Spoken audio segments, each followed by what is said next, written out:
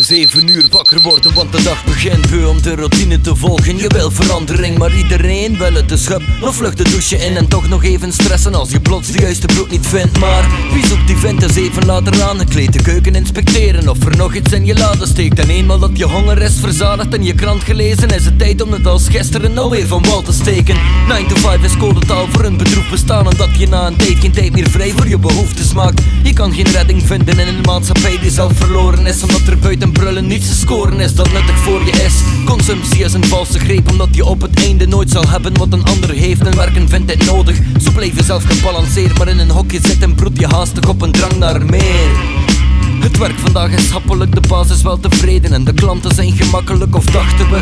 Daar is er plots die ene lastige, die heel de dag van goed naar slecht in één moment veranderde.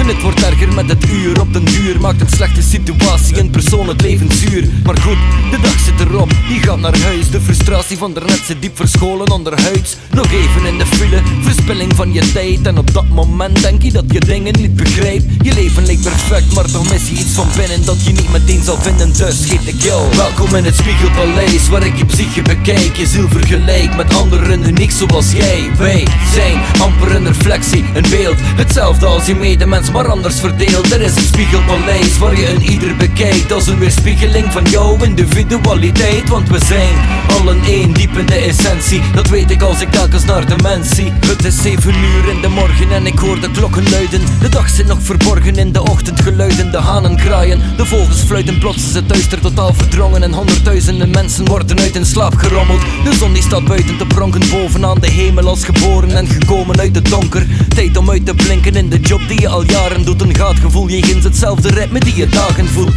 Soms gaat het goed, maar in de winter is het baanverkeer verhinderd en het goed humeur totaal verwoest. Er is veel volk op baan, elke avond, elke ochtend is er file, komen mensen op een job te laat. Er zijn betreurende ontslagen, zelf begint het al te knagen in je knoppen als je denkt aan al die zaken. Auto geparkeerd, nog eerst een sigaret, het is geautomatiseerd zoals de koffie en gazet. De grote wijzer tikt de 12 uur is aangebroken, dat je komt tot het besef dat je nog uren moet verkopen. Sowieso geen slechte job, maar super is iets anders als er na die jaren werken echt geen klein detail verandert aan de handeling of handel waar een vierde van je leven speelde. Na een tijd je absorbeert, je wordt het ware evenbeeld en soms word jij de lastige klant en is het omgekeerd en maak je mensen een hele dag kapot en geef je wonden mee. We breken allen uit karakter met momenten, zelfs de regen overvalt je midden in de mooie lente. Allen moeten we beseffen dat we pas vrij zijn als iedereen zal respecteren dat we gelijk zijn. Je levenshouding is de ware spiegel van je wijsheid, wees het goede voorbeeld, liefde zal je prijs zijn. Altijd zul je winnen op het einde van de tijdslijn, als je niet alleen naar ik maar wij kijkt. Welkom in het Spiegelpaleis, waar ik je psyche bekijk. Je ziel vergelijk met anderen uniek zoals jij. Wij